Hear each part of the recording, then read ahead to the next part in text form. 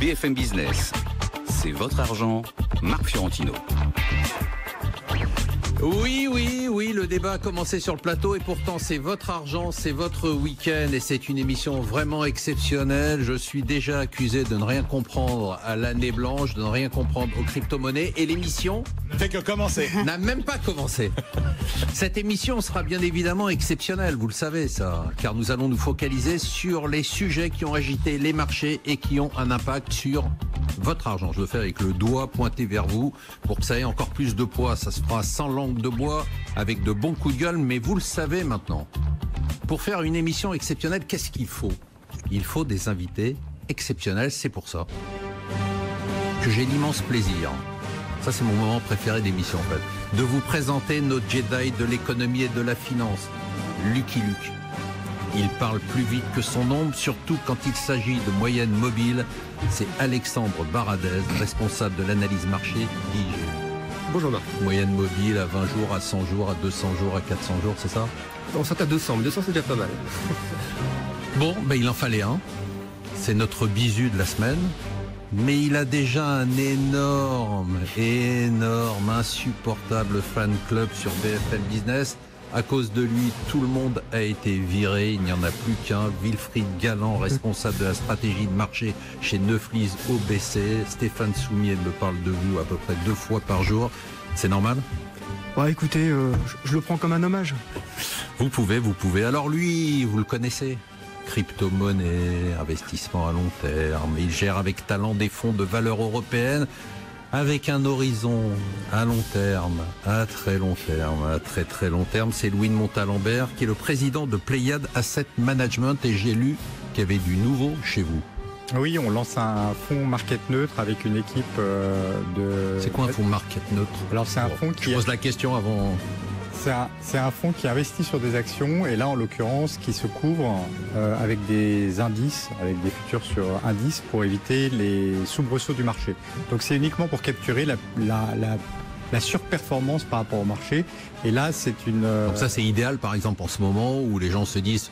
J'essaye de comprendre. Oui, tout à fait. Il va peut-être y avoir un retournement de marché qu'on attend depuis 2 ans qui ne vient pas.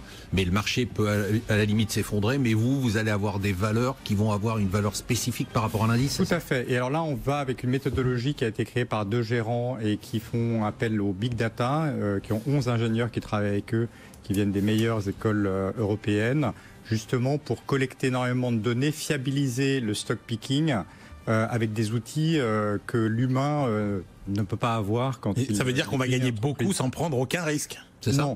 Non, il n'y a pas de telle chose que... Non, mais ça veut dire surtout que... Mais en l'occurrence, ça permet d'avoir peut-être 130 valeurs dans un portefeuille avec des signaux croisés sur des entreprises coréennes que vous ne regardez pas quand vous gérez un fonds action européenne. Qui vous donne des signaux sur les marges futures de vos entreprises bon, en fait, c'est les robots qui feront l'émission. Voilà, vous avez basculé sur les robots, quoi. C'est parti, quoi. Vous ne reviendrez plus, quoi. Vous allez nous amener un petit robot pour vous remplacer. Je viendrai dire ce que dit le robot. Alors elle maîtrise la gestion, la santé, justement la robotique. C'est donc une gérante... Et les crypto-monnaies aussi. Et les crypto-monnaies, mais je ne peux pas tout dire. Il faut regarder pour la prochaine fois. C'est donc une gérante, contrairement à moi, qui est résolument tournée vers l'avenir, puisque moi je suis un réac. Alice Labou, présidente et fondatrice de Trecento Asset Management. Comment ça va, Trecento ? Ça va bien, merci beaucoup. Ça cartonne, les encours explosent. Et surtout la santé cartonne, puisque c'est un des secteurs d'activité qui marche le mieux cette année dans le monde. Belle perf. 17% depuis le début de l'année. Ah, bravo. Et du coup, vous collectez ou... Et du coup, c'est pas si simple de collecter, mais on essaye de le faire et on continue. Vous avez combien sous gestion au total aujourd'hui ? En tout, 185 millions. Bah, c'est bien, on vous a connu au tout démarrage. Bah oui. Quand même sympa. Bah, comme j'ai démarré avec 1, forcément. C'était à vous ? Non, j'aurais bien aimé. C'est notre ami, notre maître, notre gourou, Kung Fu Panda pour les intimes, Emmanuel Le Chypre, notre ami. Emmanuel, comment allez-vous ? Ça va bien. En pleine forme ? Super. Bon, on va avoir besoin de vous là. Bah, pour une fois. Oui, pour une fois, parce que là, on va attaquer un thème qui est un thème extrêmement important pour votre argent, et ce thème, c'est le retour de l'inflation.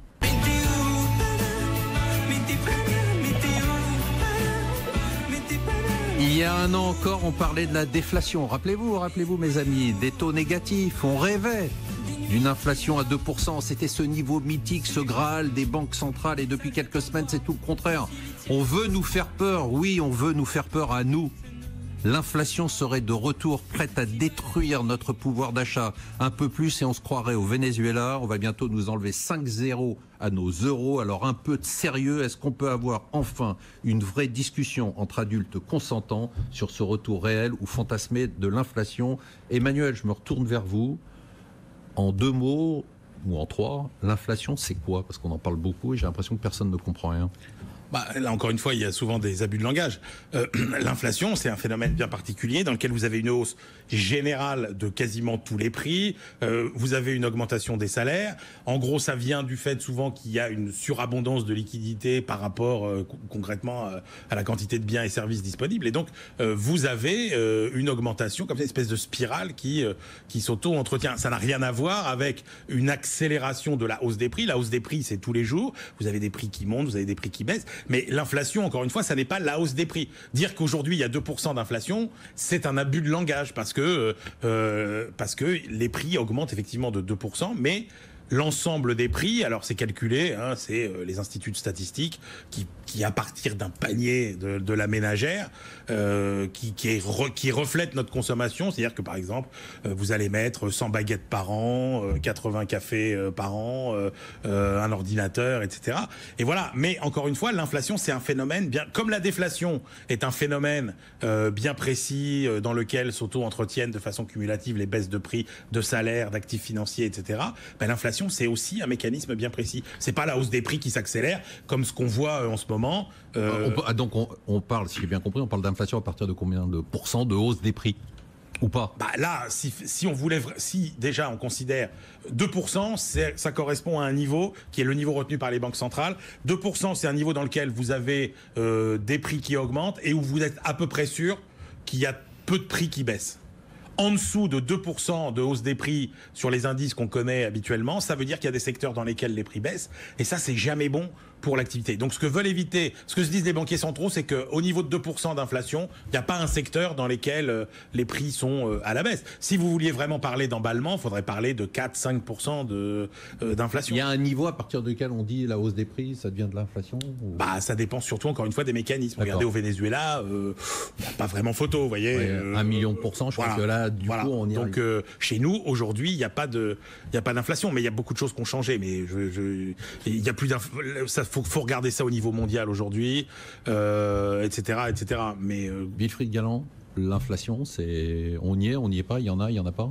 Alors, ce qui est assez paradoxal, c'est que si on déjà on regarde la hausse des prix, hein, sans parler même de cet enchaînement-là, l'inflation déjà elle n'avait pas disparu et c'était juste déplacé. C'est-à-dire qu'on avait un certain nombre d'actifs qui ont énormément profité ces derniers temps de l'inflation de liquidité. On parle d'actifs financiers, on parle aussi d'immobilier, on parle des prix dans le capital investissement, dans l'art contemporain. Là, vous parlez de l'augmentation du prix des actifs. Et exactement. Vous dites ça, c'est de l'inflation.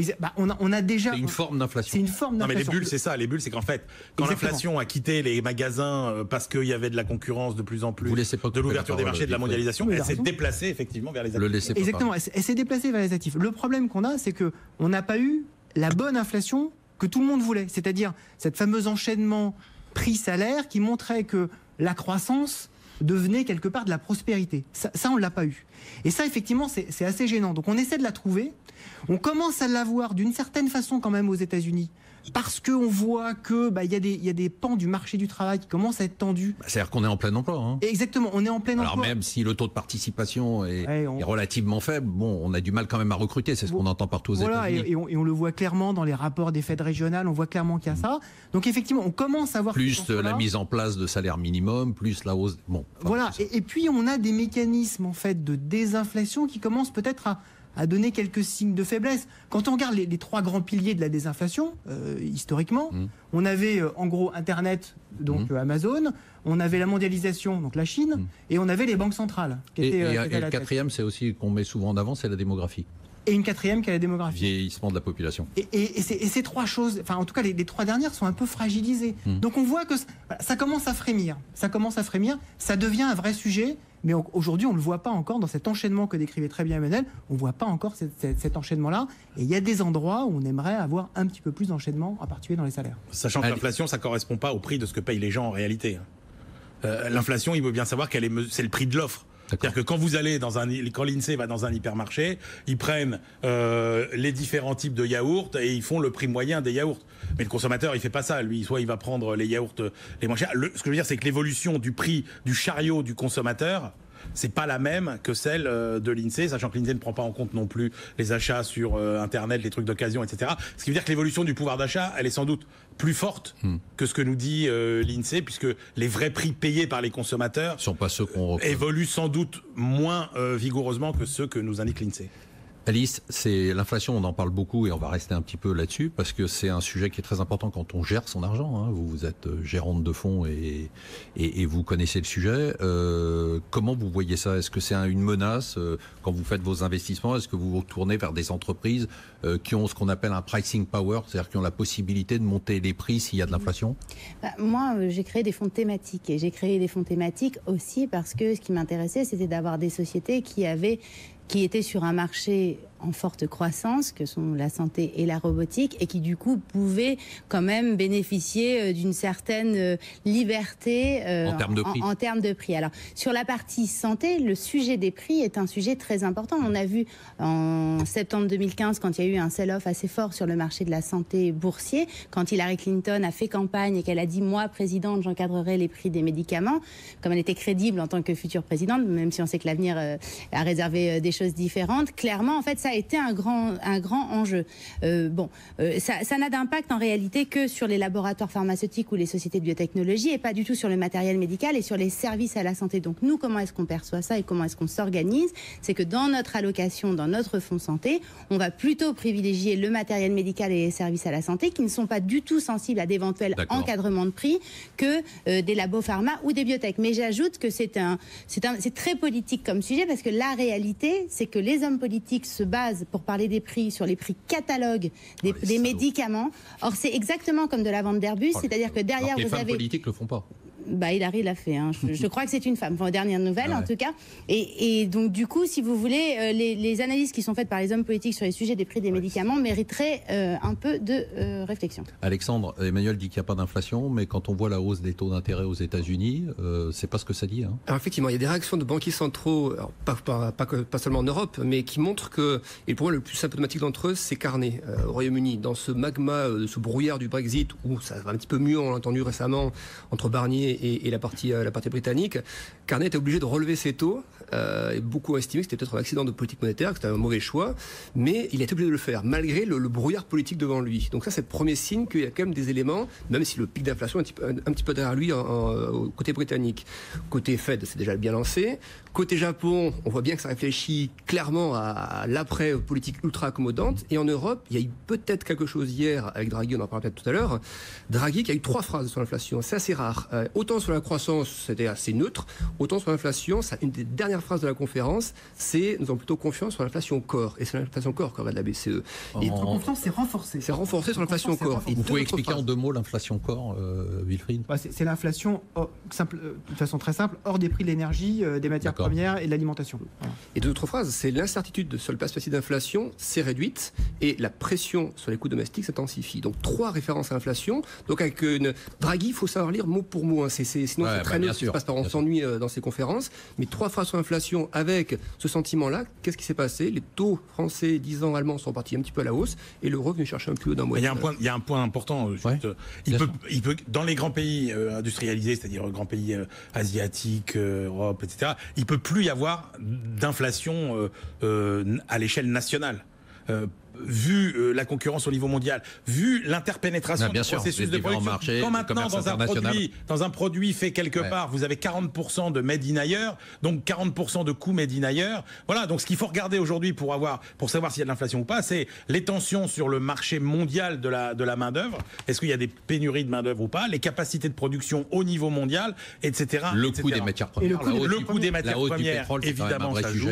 ça joue, mais au niveau national, c'est très compliqué. C'est un vrai game changer, hein, si on commence à parler d'inflation. Ça fait 10 ans qu'on parle que de déflation et de baisse des taux. Si ça repart dans l'autre sens, ça change la gestion, non? Mais c'est... Alors, peut-être pas sur la gestion, mais sur on est à un niveau de dette mondiale qui est de 27 000 milliards de dollars. C'est-à-dire qu'on a un plus personne ne le regarde. Hein. Oui, mais c'est 3 fois le PIB mondial. Et à un moment ou l'autre, il y a une solution pour réduire cette dette, c'est précisément l'inflation. Ouais. Alors, sauf que généralement, ce qu'on dit, c'est que le remède peut tuer le malade avant de le sauver. Absolument. Parce que si on rehausse les taux de manière trop brutale, en fait, ce qu'il faut regarder, c'est certainement les taux réels plus que les taux nominaux. Mais si les taux remontent trop vite, étant donné la masse de dette, aussi bien publique que privée, on risque d'avoir des problèmes. Mais l'inflation, théoriquement, est un des remèdes pour désengorger cette dette qui est quand même... Enfin, moi, je ne sais pas, ici, j'aimerais avoir une réponse. Et juste pour expliquer aux gens qui nous écoutent, et puis on va arrêter de rentrer dans des trucs trop théoriques, mais je suis d'accord avec vous, sauf que avant qu'il y ait l'inflation qui tue la dette, il faudra remonter les taux d'intérêt parce qu'il y a de l'inflation, et du coup, le coût de la dette sera énorme. Donc, ça risque d'être quand même assez brutal. On passe au thème suivant, c'est le déficit français comparé au déficit allemand. Voilà, c'est pas du tout la chanson qu'on avait choisie, mais c'est pas grave. Qu'est-ce qu'on a fait au ciel? Pourquoi doit-on réviser à la hausse le déficit budgétaire de 2019 de 2,3% à, tenez-vous bien, 2,8%, alors que les Allemands, la même semaine, se bagarrent en se demandant comment ils vont dépenser leur excédent chaque année plus important. Nous voilà avec une dette au-dessus des 100%. Les Allemands vont passer en dessous de 60%. Alors au-delà de l'anecdote, des chiffres et de la comparaison, qu'est-ce qui explique ce fossé? On en parle tout le temps, la France, l'Allemagne, mais une fois pour toutes, pourquoi on a cette dette pourrie qui continue à nous empoisonner, ce déficit qui dérape, eux sont en surplus, et une dette qui baisse, Wilfried Galland? Il y a une explication qui est très simple. On dit toujours on est shooté à la dépense publique, mais surtout on n'a jamais fait le travail, en tout cas depuis très longtemps en France, de la différence entre les dépenses d'un côté régaliennes, de l'autre côté les dépenses sociales. Et donc de faire ce travail sur quel doit être le périmètre de l'État.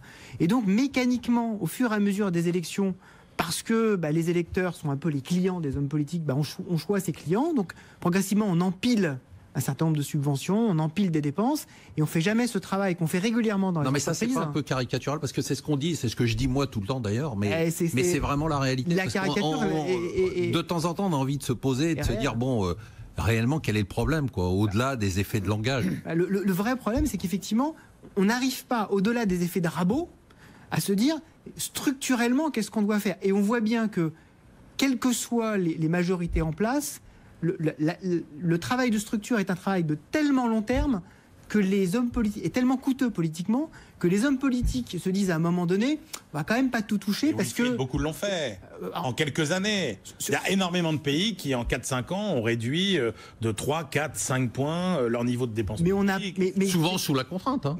On parle du Portugal, on parle de la Grèce, on parle de l'Espagne. On a cette espèce de mythologie de la dépense publique en France. Tant qu'on n'en sortira pas, ça deviendra... Alors il faut expliquer pourquoi on en parle ici. C'est pas pour faire un débat sur le déficit public. C'est parce que, bien évidemment, qui dit déficit dit hausse de la dette, qui dit hausse de la dette dit hausse des impôts, qui dit hausse des impôts et hausse du déficit dit hausse des taux, et on est dans une spirale. Je pense qu'il y a une vraie résultante aussi de la mise en place de l'euro. C'était Charles Gave qui disait à l'époque, l'euro va conduire les Allemands à construire plus d'usines et les Français à engager plus de fonctionnaires. Et c'est vrai qu'il y avait un degré de discipline budgétaire qu'on avait observé à l'époque de Bérégovoy, où à chaque fois que le franc décrochait, on avait des taux qui étaient très élevés, un coût de financement, ce qui a conduit le gouvernement français finalement à se mettre le plus possible à la remorque du marque.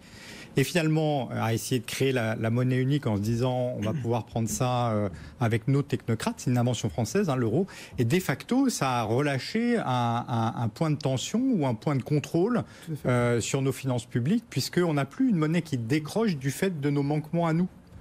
Mais ce qui est incroyable, c'est qu'il n'y a pas de sanction. Non, il n'y a aucune sanction. Non, puisque normalement ça devrait s'exercer au niveau de l'Europe et ça ne s'exerce pas. On a l'avantage d'avoir le mode de vie qu'on a toujours voulu avoir avec ce niveau de dépenses publiques extrêmement fort avec la monnaie des Allemands. Donc ça se passe effectivement très bien. On est des sortes de Grecs. Voilà. Vous avez les agences qui sont toujours très conciliantes aussi. Quand vous avez les 3 agences, Standard & Poor's, Moody's et Fitch, qui notent encore sur la note long terme AA, pourquoi changer? Vous avez un taux d'emprunt à 10 ans à 0,7, 0,8. C'est ça. Et les marchés, je me retourne vers vous parce que vous êtes un peu l'homme des marchés. Les marchés s'en foutent. Hein. Oui, mais sauf que tout passera par là. C'est-à-dire que si effectivement demain on commence à voir que si la BCE commence à son programme, ça va pas changer du jour au lendemain. On va pas avoir une hausse de 3 hausses de taux en 6 mois. Mais on sera quand même considéré comme un bon élève, non? Toujours. Je veux dire, tant qu'on est certain d'avoir la BCE derrière, qui en cas d'accident est là, la note ne changera pas beaucoup. On pourra continuer à s'endetter. Si à un moment donné vous avez les taux qui commencent à remonter, taux court, taux moyen, taux long qui commencent à remonter, tout va changer. Les notes vont changer des agences de notation, les prêteurs vont changer le regard. L'exemple de sur l'Italie, vous. qui s'est passé avec une espèce de pression là récemment. Et comme par hasard, suite à la pression, la rhétorique italienne a changé. Et il y a une statistique qui est amusante, c'est qu'en 1981, la dette sur PIB était de 20%, et c'était le même service de la dette à l'époque que ça l'est aujourd'hui, avec une dette qui a 100%. Dans l'absolu, hein. Oui. Et donc on s'aperçoit en poids sur le PIB. Donc on s'aperçoit effectivement de l'aspect délétère de cette liquidité de qui la a été balancée, mais d'une liquidité excessive dans le système. Elle est là la bulle, hein. Elle est dans les emprunts d'État, elle n'est pas dans les actions européennes. Quand on gère son argent, Alice, c'est un sujet. Le fait que on a l'impression que quoi qu'on fasse, les gouvernements passent et se suivent en France, et il y a ce fossé qui se creuse de plus en plus entre la France et l'Allemagne. Bon, je parle pas du fossé qui se creuse entre l'Europe et les États-Unis. C'est inquiétant ou ça vous amène à aller chercher des entreprises ailleurs? Ça amène surtout à essayer d'avoir une réflexion bien plus internationale que seulement sur la zone euro, puisque en tout cas, ça fait des années quand même qu'on a une forme de constat d'échec sur la capacité de l'Europe à avoir plus d'orthodoxie, à sanctionner éventuellement quand il y a des dépassements, à pas avoir certains privilèges d'un côté et puis pas de l'autre. Donc c'est vrai que moi j'ai tout de suite choisi de créer des fonds internationaux en étant principalement sur le marché américain. Vous savez, moi depuis que j'ai commencé sur les marchés financiers, c'était il y a quelques temps, je me souviens, on parlait à l'époque du découplage déjà, c'est-à-dire on disait déjà que l'Europe devait ne plus, d'un point de vue boursier, être dans le sillage des États-Unis. Et puis finalement, tout le monde rêvait de ce fameux découplage, et puis le découplage il est dans le mauvais sens, c'est-à-dire que les États-Unis montent, mais l'Europe baisse. Allemagne, France, ce match-là, dont on parle, je sais que ça vous énerve parce qu'on en parle tout le temps, mais là je parle pas de Merkel pour une fois, et c'est quand même, c'est frappant, quoi. On peut pas s'empêcher de se dire, je veux dire, le logiciel, c'est pas le même, quoi. Mais aucune des deux situations n'est satisfaisante. D'un côté, vous avez un pays qui a surprofité de l'euro et dont la miraculeuse entre guillemets réussite des 15 dernières années repose quand même en grande partie sur cette surcompétitivité apportée par une monnaie trop faible. Je peux vous interrompre une seconde? Si on n'avait pas, si on n'avait pas la signature de l'Allemagne aujourd'hui, les Italiens, les Espagnols, les Portugais, les Français n'emprunteraient pas au taux actuel. Donc ils ont peut-être profité, mais ils nous ont donné leur garantie. Alors disons qu'ils nous couvrent de leur garantie. Moi, ce que je trouve gênant, c'est que effectivement, alors il y a quand même dans les mauvais chiffres du déficit français, il faut reconnaître qu'il y a quand même une espèce d'opération vérité, puisqu'il y a une réintégration de tout un tas de choses qui faisaient effectivement théoriquement partie de la dette publique, qui sont enfin officiellement dans les comptes. Mais là où c'est très préoccupant, c'est que on voit bien quand même que ce niveau de déficit et de dépenses publiques et de prélèvements obligatoires, parce que ça va avec, est un boulet pour la compétitivité de nos entreprises, donc pour leur rentabilité à terme, et qu'on voit bien que rien ne va être fait, puisque vous voyez bien... Rien ne va être fait. Donc non, ça va être l'échec majeur du... Mauvais pour notre argent. Oui, c'est mauvais pour notre argent. Parce qu'il va y avoir deux aspects. Il y a cet aspect que... Pas pour le vôtre, parce que... Tout ce que ça génère comme boulet pour nos entreprises qu'on a évoqué en termes de prélèvements, etc., eh ben, ça ne va pas s'arranger. Et ça va être aussi une espèce de révélateur... Enfin, je veux dire, la magie Macron à l'international, et qui nous rapporte sans doute aujourd'hui quelques points de base sur notre dette publique, va aussi s'estomper quand on va voir, notamment vis-à-vis quand on va voir que Cap 22 c'était du flanc, que rien n'est fait pour réduire véritablement la dépense publique, ni pour réformer l'administration, et pour faire enfin en France une administration du 21e siècle, un État moderne. Et ça, je pense que ça va nous coûter quand même un peu cher aussi. Lehman Brothers, c'était il y a 10 ans. On va en parler après la pause. On va vous donner aussi quelques conseils de gérants, des conseils très avisés. Restez avec nous. On revient dans quelques secondes.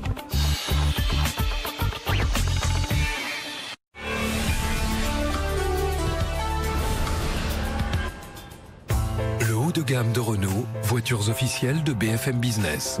Réservez votre essai au 3023. Pour vos besoins de productivité, de mobilité et de sécurité, nos solutions ne font qu'un avec vos métiers.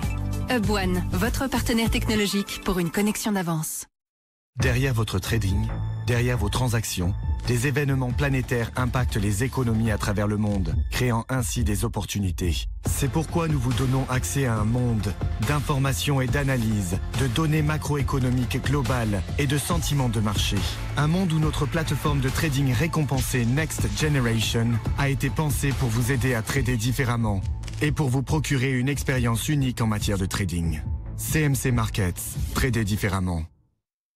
Pour servir l'intérêt général et lutter contre les inégalités. Pour une transformation qui profite à tous. Pour la modernisation des territoires de France. La Caisse des dépôts crée une structure unique, la Banque des territoires. La Banque des territoires apporte des solutions de financement et d'accompagnement. Entreprises publiques locales, collectivités locales, organismes de logement social, professions juridiques. Conseiller, financer, opérer, Banque des territoires. L'intérêt général a choisi sa banque.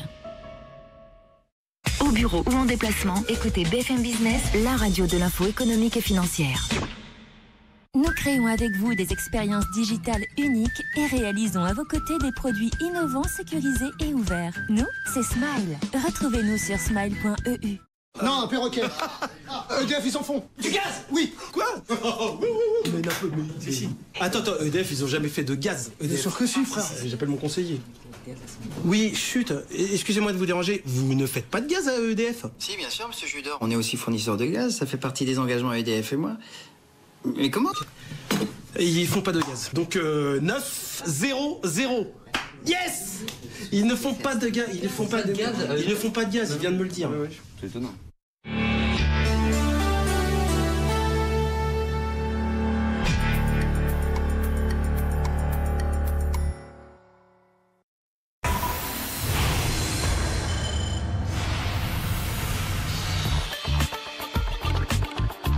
BFM Business, c'est votre argent, Marc Fiorentino.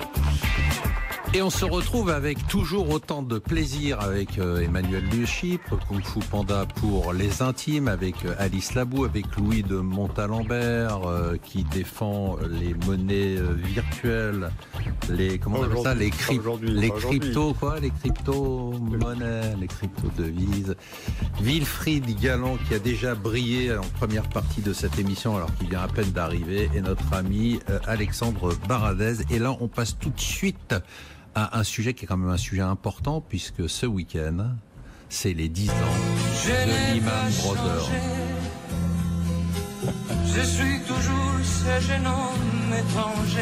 Eh oui, c'est vrai, je n'ai pas changé. 10 ans déjà, ça ne nous rajeunit pas, surtout vous. Moi, je n'ai pas changé. Il y a 10 ans, Lehman s'effondrait, puis la finance s'effondrait, puis le monde s'effondrait. Et 10 ans après, qu'est-ce qu'on remarque? Que les banques américaines qui ont provoqué la crise sont plus puissantes que jamais, souvent avec les mêmes patrons à leur tête, qu'on recommence à faire les mêmes erreurs avec un endettement qui explose. Louis en a parlé tout à l'heure, et des banques que Trump laisse de plus en plus faire tout et n'importe quoi. Je vous rappelle d'ailleurs, j'ai lu un petit article il y a quelques semaines qui disait qu'un des jobs les plus recherchés à Wall Street en ce moment, c'était vendeur de subprime. Alors tout ça pour ça, Wilfried Galland? Oui, alors tout ça pour ça, c'est un raccourci audacieux. On a quand même beaucoup changé en l'espace de 10 ans. Mais en revanche, ce qui a pas changé, ce qui a même probablement, ce qui a empiré, c'est la complexité du système financier. Je pense que c'est là-dessus qu'on peut être inquiet, parce que on a. Alors, non, j'ai pas ce sentiment-là, moi. Vous n'avez pas ce sentiment-là? Non, j'avais l'impression qu'on avait des moins de structures complexes, ouais. À part en Chine, quoi. Mais oui, ouais. En fait, on a des marchés financiers qui sont devenus beaucoup plus automatisés. Avec des algorithmes, un peu comme dans l'économie, dans tous les sens, avec une finance qui s'est découplée du monde bancaire. C'est de la faute au robot d'Alice Labou. Ah bah ouais, bien sûr. Voilà, c'est vous. C'est la faute à Alice, comme on dit chez nous. Exactement. Et avec un système financier qui s'est découplé du système bancaire, et donc où effectivement on a des zones entières, ce qu'on appelle les fameux dark pools, où on y voit finalement pas grand-chose. Et tant que le système est stable, ce qui est le cas aujourd'hui, parce qu'on a géré effectivement, on sait maintenant gérer la liquidité, on le sait très bien le faire, on a renforcé les fonds propres des banques, donc ça on sait faire. Donc tant qu'effectivement le système est stable, tant qu'il n'y a pas de choc extérieur, et les chocs on les voit jamais, c'est le principe même des chocs, hein. Le principe des crises, si on savait les anticiper, elles n'arriveraient pas. Effectivement, la question c'est comment est-ce que ce système-là, très automatisé et qui a fondamentalement changé par rapport à 2008, réagirait en cas de choc d'inflation, choc externe, choc politique. qui effectivement pourraient générer en fait les mêmes réactions sur tous les pans du système. Voilà. Et ça, c'est effectivement une vraie crainte. Et on a quand même pas mal changé. Si on regarde une des plus grandes banques françaises, BNP Paribas, vous avez en fonds propres Tier 1, vous avez quasiment été multiplié par 3. On va en parler, mais c'est pas le cas aux États-Unis forcément. C'est pas le cas aux États-Unis, mais en tout cas en Europe, on a fait des efforts. Oui, Montalembert. Moi, en dehors de vous n'avez pas changé en tout cas. Non, moi je trouve qu'au contraire, on est toujours dans un espèce de monde ouaté et étrange, mais en dehors de l'aléa moral fondamental, effectivement, que personne n'a été puni, si ce n'est les pauvres et les immigrés. Hein, dans cette affaire, c'est la conclusion de Steve Carell dans The Big Short. Donc personne, aucun des responsables n'a été puni. Mais on rappelle quand même, les patrons des banques sont, à part Lehman qui a sauté, ils sont tous là. Ils sont tous là. Locke Blankfein, il s'en va, mais il part à la retraite. Tout à fait. Tous les responsables Goldman est plus fort que jamais. Standard & Poor's sont toujours là. Exactement, c'est important. Oui. Les agences de notation, c'est fondamental.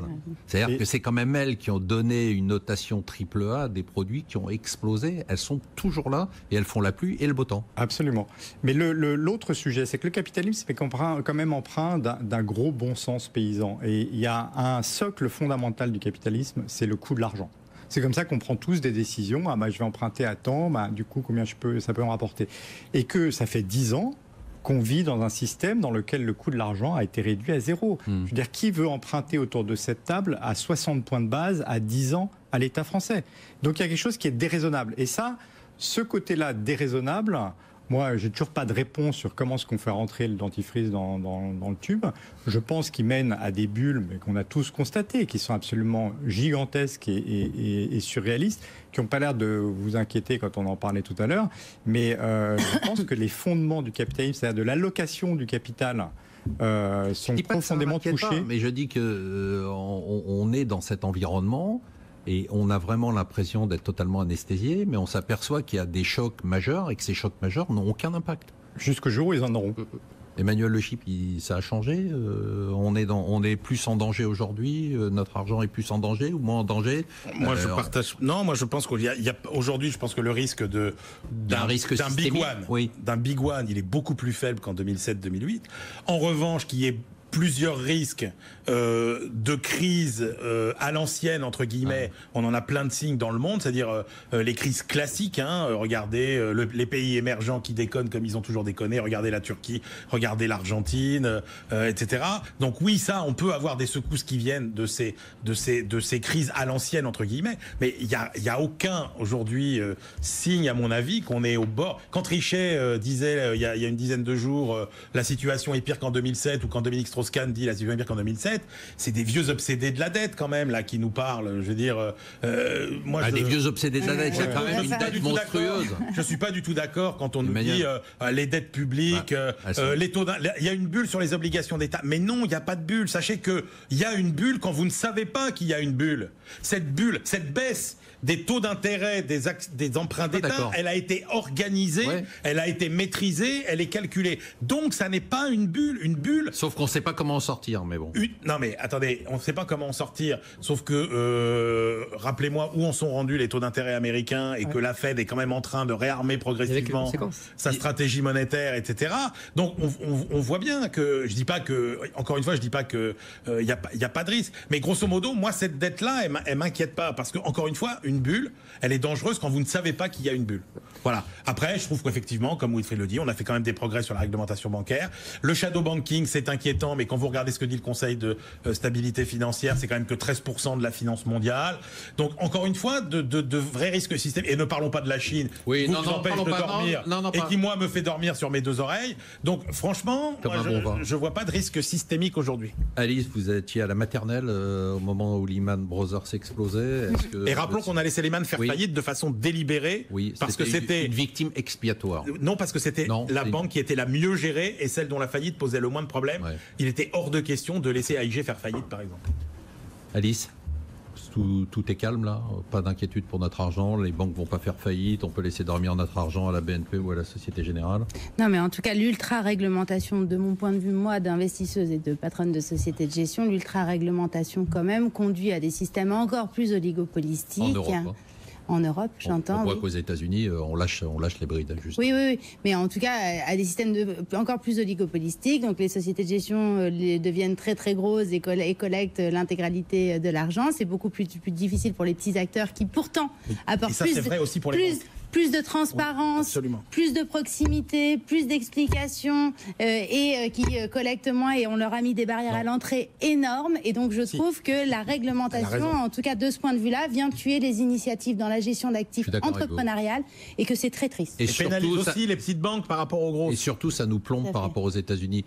Les marchés, on va en parler dans 2 secondes, mais quand même, 10 ans après... quelques chiffres quand même, parce que la taille du bilan de la Fed représente bien que montre que la Fed a je n'ai pas surréagi, mais montre à quel point la Fed était inquiète de la situation de 2008-2009, 2007 même, et à quel point elle a développé des outils ultra puissants. Le bilan de la Fed, c'était 700 milliards avant la crise des subprimes. C'est monté à 4500 milliards, et elle n'a épongé pour l'instant que 300 milliards. Quand on voit ce qui s'est passé sur les émergents depuis quelques mois, c'est la seule conséquence de seulement un retrait de 300 milliards. Imaginez si vous enlevez 700 milliards ou 1000 milliards de plus par rapport aux émergents et par rapport au dollar.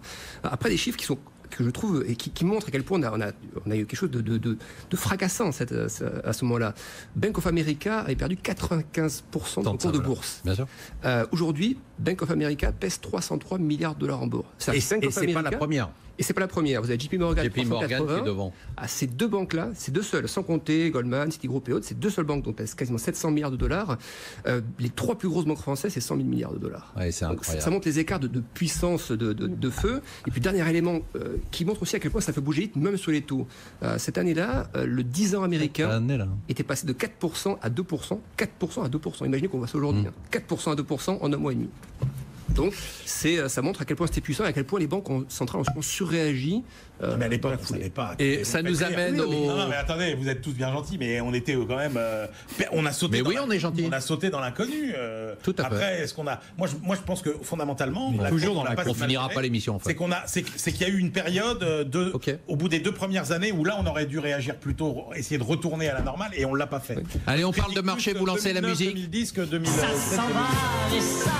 Les marchés, ça s'en va et ça revient après une rentrée plutôt morose malgré une météo clémente. Les indices boursiers ont repris leur course à la hausse. Ça fait des semaines, des mois que beaucoup de gérants ici incite à la prudence et pourtant les indices américains ne faiblissent pas. La BCE s'est réunie, elle a confirmé qu'elle laisserait ses taux bas mais qu'elle arrêterait comme prévu son quantitative easing. L'euro a fortement rebondi, pourtant le dollar reste fort, un dollar qui est porté par la hausse des taux américains sur les marchés. Pendant ce temps, le pétrole est sorti de la fameuse fourchette que nous indiquait Emmanuel Le Chypre en nous disant entre 30 et 60 dollars, on n'en a rien à foutre, ça vaut 80, donc on en a à foutre quelque chose. Alors chers invités, et on commence par vous Alexandre, on achète ou on vend les marchés? Il y a une déstructuration et une non-synchronisation des marchés mondiaux qui est assez remarquable. On a encore des marchés chinois, malgré le rebond de cette semaine, qui sont encore en bear market, c'est-à-dire qui ont perdu plus de 20% par rapport à la sommet. On a des marchés européens flat, à part l'Italie qui est encore au plancher, mais l'Europe et CAC, DAX relativement flat, et puis les seuls qui montent, c'est les marchés US. Et là, effectivement, on parlait de bulles à l'instant, de réactions et autres. Regardez ce qu'ont fait les marchés américains, c'est quand même assez frappant. Quand les marchés européens, quand le CAC a lâché 4-5% là, ces derniers jours avant de rebondir, les marchés US ont consolidé. Le Dow ont consolidé. Alors qu'il y avait déjà des craintes sur enchères de Trump sur les tarifs commerciaux et autres. Pensez-vous que les marchés US auraient lâché 4-5% ? Non, ils ont consolidé. Et sur quoi ils rebondissent ? Sur l'annonce que Trump et l'administration américaine va réouvrir. Donc ça ne baisse pas quand ça doit baisser. Les négociations ça avec monte la Chine. En revanche dès qu'il y a une détente d'un risque qui n'a pas été pricé auparavant par les marchés américains. Oui, Montalembert, on achète ou on vend ?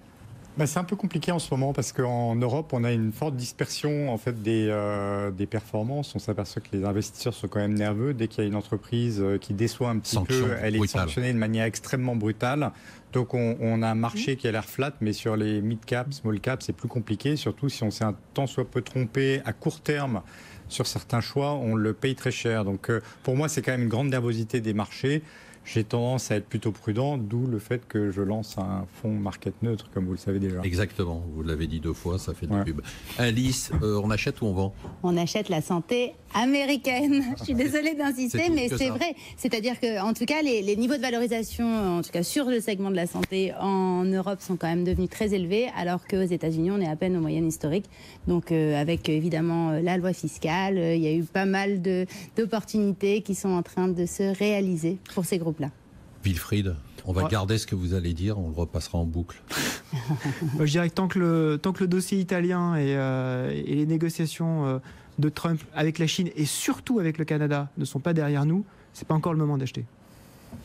Alexandre, quel est l'événement qui vous a marqué cette semaine ? Que j'aurais oublié, c'est rare que j'oublie un truc. Mais... C'est Apple. Alors, Apple pas pour les produits, Apple pour l'influence que cette valeur a. On sait qu'il y a les grosses tech qui ont une influence sur tous les indices américains, mais l'influence d'Apple. Apple a baissé le jour de la présentation de ses produits. Bon, on le note, ça n'a pas été une euphorie après les produits. Le lendemain, le titre a rebondi. Ce seul rebond d'Apple, donc c'était 2%, je crois. Avec un nouveau plus haut historique. Alors le plus c'était quelques jours avant, mais on a tant qu'il y a Buffett qui est sur la valeur, il y a peu de chances que ça s'effondre complètement, mais le seul rebond de 2% a constitué, mais c'est ça qui est remarquable. Ça fait un quart du rebond du S&P sur une seule valeur. C'est-à-dire qu'Apple seul fait un quart du rebond du S&P, donc un indice de 500 valeurs, des 500 plus grosses américaines. On rappelle qu'on parlait des 1000 milliards de dollars, elle est à 100 milliards de dollars, c'est-à-dire qu'elle a gagné 100 milliards. D'ailleurs, maintenant, 100 milliards, c'est devenu une variation quotidienne d'Apple. C'est les tech. Wilfried, est-ce qu'il y a un élément d'actualité que j'ai oublié qui vous a intéressé ? Plus intéressant, c'est ce qui est en train de se passer aux États-Unis. C'est à la fois le côté très incertain de ce qui est en train de se passer à la Maison-Blanche, où on y comprend objectivement, franchement, plus rien. Il y a eu un moment du week-end dernier où on ne savait pas si les fameuses taxes sur 200 milliards avaient été ou pas mises en place. Enfin, en écoutant Trump, on se disait ça a été mis en place, mais on n'avait rien qui nous dit. Et en fait, non. Et en fait, je trouve que pour moi, cette incertitude-là, c'est l'événement qui me marque. C'est-à-dire que sur un dossier aussi important, à la fois pour les Américains et pour l'ensemble de l'économie mondiale, en fait, on ne comprend plus la position des Américains. En fait, parce que c'est pas la position des Américains, c'est sa position à lui. Exactement. Et elle peut changer du matin. Exactement. Et sa position, elle est plus économique. Pour lui, tout est politique. Et à partir du moment où tout est politique, c'est vrai qu'on a du mal à avoir de la lisibilité. Ça, pour moi, c'est quand même un point qui est extrêmement anxiogène pour les marchés. Sauf que ça se finit toujours de la même façon, par une négociation. Et à la fin, ça se finit par une négociation. Donc c'est pas anxiogène. C'est-à-dire qu'au fur et à mesure qu'on va dans l'incertain, à un moment donné, on se dit, vous savez ce que disait Pierre Lemaître, les choses les plus attendues arrivent souvent par surprise. À un moment donné, on va finir par avoir effectivement ce choc. Au moment où on se dira, non mais comme d'habitude, ça va finir par un deal. Oui, Montalembert, le thème de la semaine pour vous. Alors moi, le thème de la semaine, c'était le plan pauvreté du gouvernement. Si vous m'écoutez jusqu'au bout, vous verrez que ce n'est pas que du moral, il y a un angle économique. Il y a un angle économique. Alors, il y a cette statistique qui est sortie de l'OCDE qui démontre aussi que quand on est au plus bas de l'échelle sociale en France, on met 6 générations pour arriver au milieu de l'échelle sociale. Il faut savoir qu'on est quand même les inventeurs de l'égalité des chances avec la Déclaration des droits de l'homme et du citoyen, qui stipule dans la deuxième partie du premier article les distinctions sociales ne peuvent être fondées que sur l'utilité commune. On a inventé ça. Aujourd'hui, c'est une trahison fondamentale de notre société. Et pourquoi est-ce que je pense qu'il y a un angle économique ? Je vais vous faire une analogie avec la Première Guerre mondiale, où il y a eu 1,4 million de jeunes hommes qui sont morts, qui est une sorte français, qui est une sorte de suicide collectif de l'Europe. Ça veut dire combien de génies, d'inventeurs, de littérateurs qui sont morts et donc qui ont conduit à un appauvrissement intellectuel et donc économique du pays. On peut se dire que notre base socio-économique aujourd'hui est extrêmement réduite et qu'une partie du génie français nous échappe complètement à cause de notre politique sociale. Waouh.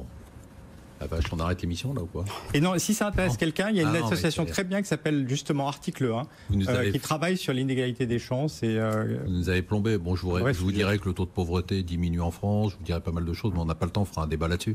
Oui, mais enfin, un enfant sur 5 qui n'a pas assez à manger en France. Alice Labou, l'événement de la semaine pour vous ? Bon, alors évidemment, moi, c'est une question... C'est plus léger. Oui, c'est le week-end. Parce que là, c'est plombé, là.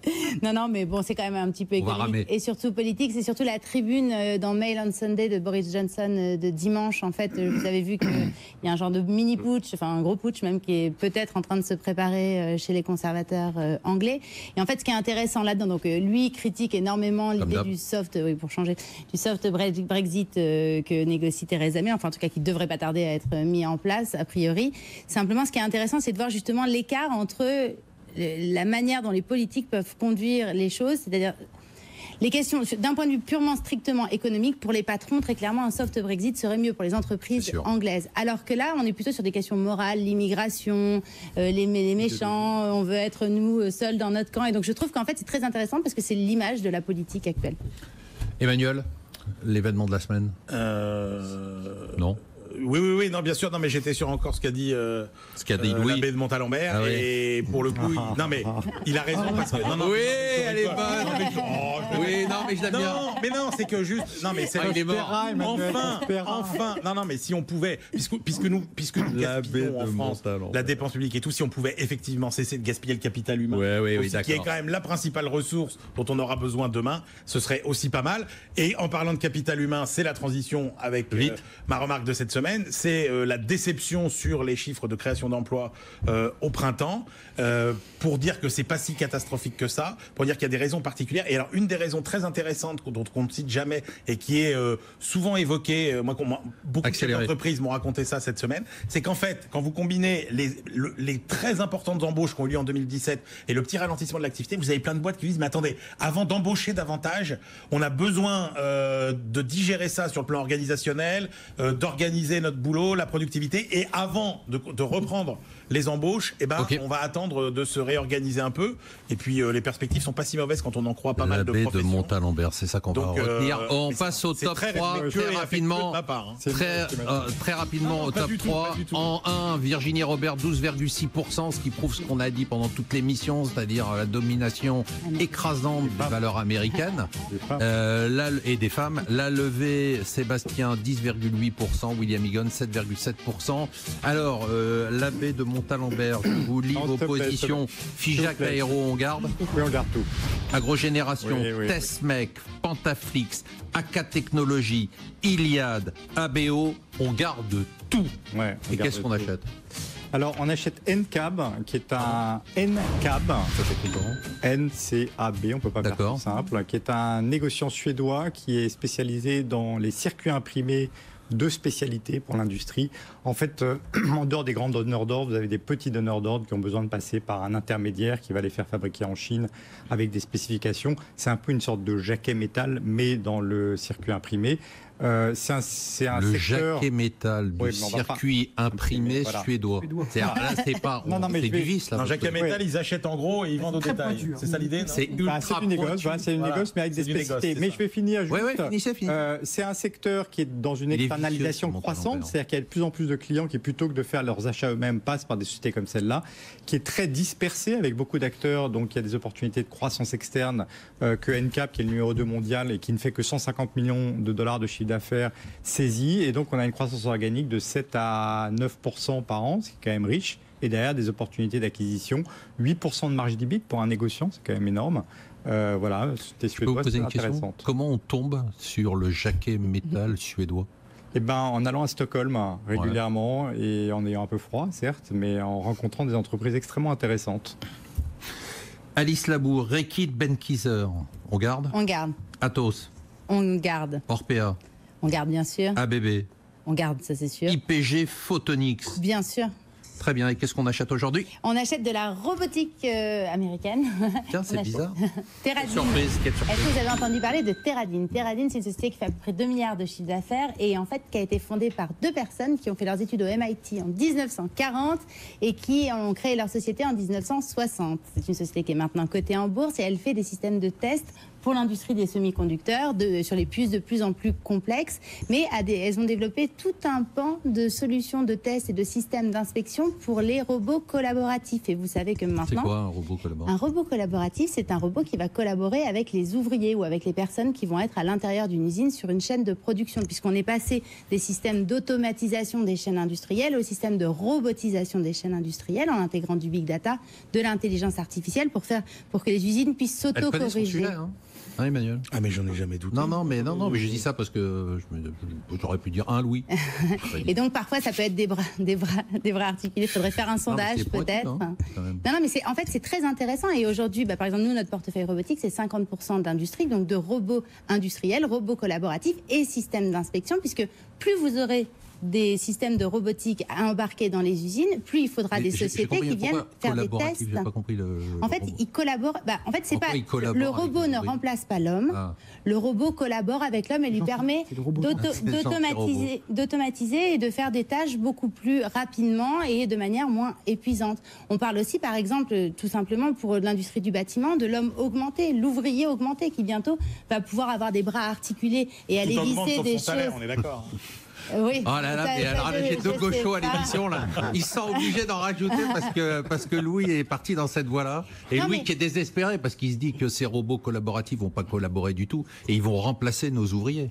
Non, Et donc il y absolument aura pas. encore Mais c'est plus, très bien. il y aura encore plus de pauvreté. Oui, mais c'est un espèce C'est un scandale. de mythe. Et aussi, non mais je le dis parce que c'est important, parce que aussi, vous savez, les... Je découvre avec effarement quand même le nombre d'idées ringardes que véhicule Marc Fiorentino au fur et à mesure des émissions. Mais c'est Alice, on c'est termine. pire terminé. d'émission en émission. Acheter Terradine, hausse du marché de la robotique et des robots industriels. C'est déjà fini. C'est très triste. Ah, il Pourtant, aime ça pas commençait. Ça part- Il aime pas les robots. Il aime. Ah si, j'adore les robots, mais Il y a c'est un lui gentil qui aime pas robot. les robots. Non, il n'aime pas les humains. Ah, pardon. C'est ça. Il aime pas les gens. Merci Il de aime nous avoir pas les suivis. gens. Merci à C'est tous ça. nos invités de marque. Ça. Mais on se retrouve la semaine prochaine. Vous voyez, hein, une émission Nous, on très aime chaude. les gens. Une Avec émission dont je peux vous dire Et et annoncer dès maintenant qu'elle sera, comme d'habitude, exceptionnelle parce que je serai, comme d'habitude, extrêmement bienveillant. Et inhumain.